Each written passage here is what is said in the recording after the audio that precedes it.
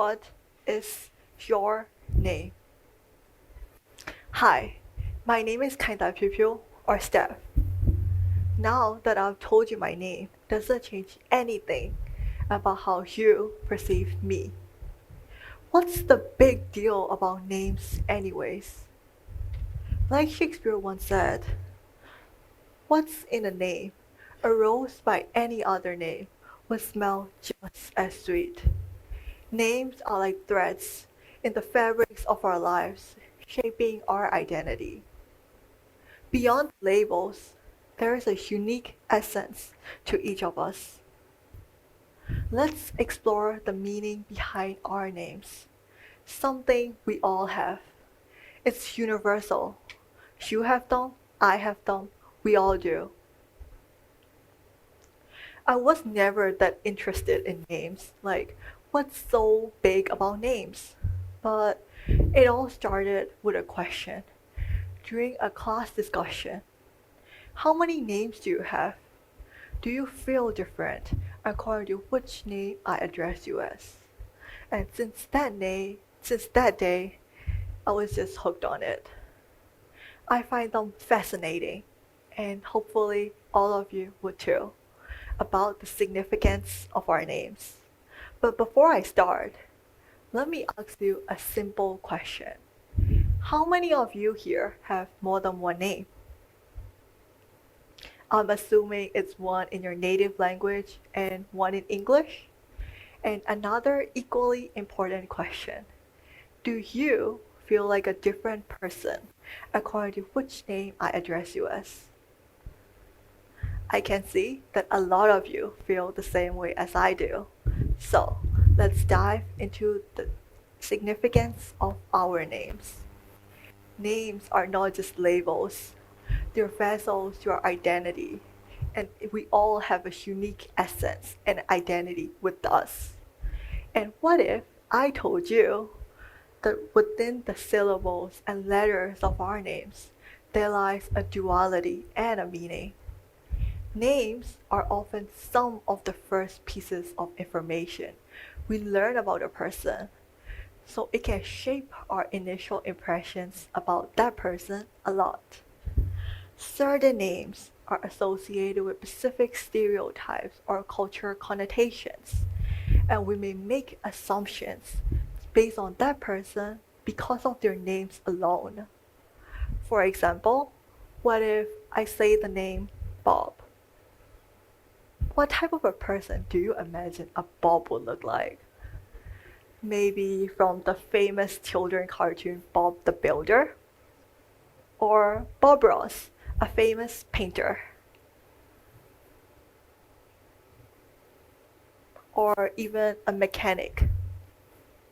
Well, this is the image that pops out in my mind when you say the name Bob.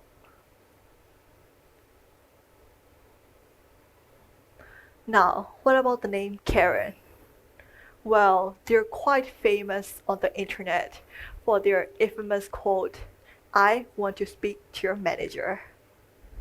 Well, whenever I hear the name Karen, I would see a middle-aged white woman dominantly. Well, this is a Karen, I would say. Names are an essential part of our identity. They help us identify ourselves and others. As they say, a person who receives a name thereby receives an identity and a place within the society. Isn't it amazing how something so mundane, such as a name, can mean so much to how we are as a person and how we are placed in society? But here's a catch. Names come with a baggage, a suitcase full of expectations and stereotypes, just like Bob and Karen, like I said before. They're like trailers to the movies of our lives, offering sneak peeks to our supposed characteristics, personalities, or even our backgrounds. And if your name just happens to align with a nationality or a profession, it's as if the world have a script ready for you, complete with preconceived notions about our abilities. Another example is, does any of you here know the name of Adidas founder? It's actually Adolf Dassler, but he shortened it to Adidas after World War II because it was tied to the infamous Nazi leader Adolf Hitler. Well, Adolf Hitler wasn't some unique name back in Germany, but after the World War II, no one wanted to be associated with that name. And I can understand that.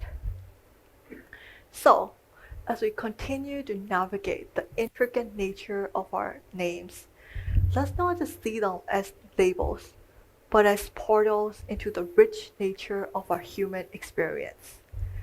They're not just words, they're stories waiting to be told. And in understanding this, we can unlock a deeper connection to what makes us both beautifully and tragically human and unique as an individual. Just like how multilingual people think differently according to which language they might be speaking, it can apply the same to your names as well. Depending on the name that I'm addressing you as, your personalities, characteristics, they can all change drastically. But names, they're usually given to us, bestowed upon us by our parents or guardians. So they're more steeped in culture, familiar, or societal significance, shaping our initial impressions of ourselves. But as we grow old, so does the complexity of our identity. Think about all the time you introduce yourself. Every time you said a hello, my name is who. The duality is present in the ways you may tailor yourself depending on the context. Let it be professional, personal, or just for fun. It's like wearing a different mask, each crafted to fit the expectations of the audience. Let me share you a personal story as well. I too have multiple names and identities. In fact, I have three: a Chinese, Burmese, and an English one. My Burmese name, Phyo, means a strong individual, and my Chinese name, Hua, means a flower. My parents give me these names in hope that I would live a life comfortable and easy. But my English name, Steph, differs, as it means a garland or a crown. And it reminds me that I own this identity since I chose it. And it gives me a sense of empowerment and a belonging. So, do you like having more than one name? Do you think it's a blessing or a curse? Well, at school, I use my name Steph predominantly, so it has become an integral part of my school identity. But people who have known me for longer, like my childhood friends perhaps, they might call me Kaita. Or my parents or other adults that I've known, they will call me Phyo. It helps remind us that no matter how much time has passed, there will always be memories and significance attached with them. I use different names in different contexts: family, friends, or even a nickname or two. Each name I have carries a unique set of memories with them. It's like adding a layer to the complexity of who I am. This complexity is painfully beautiful. Is this the beauty of diversity? The dynamics between language and power is truly something that we cannot ignore. And I believe that as we use our one names more and more, our other names become more and more insignificant and distant, even to our own ears. If we do not hear our names for an extended period of time, it's bound to get more foreign to us, which is sad in all honesty. we might be losing a part of our culture or our identity just because we don't use them. And we're also straying away from our cultural roots just because we use our birth names less. So, another example, in prisons, prisoners are often given numbers instead of names as a mean to strip you of your identity. Since you're not gonna be hearing your name anymore, it's just gonna be prisoner, inmate 123, or so on. In essence, the practice of stripping your identity in prisons or concentration camps underscores the importance of recognizing and understanding your name.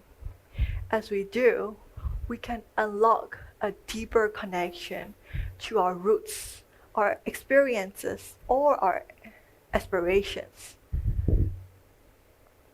They can guide you on your way to self-empowerment and a bridge to others. They allow for culture to take root and thrive. They allow you to embrace the fullness of your names.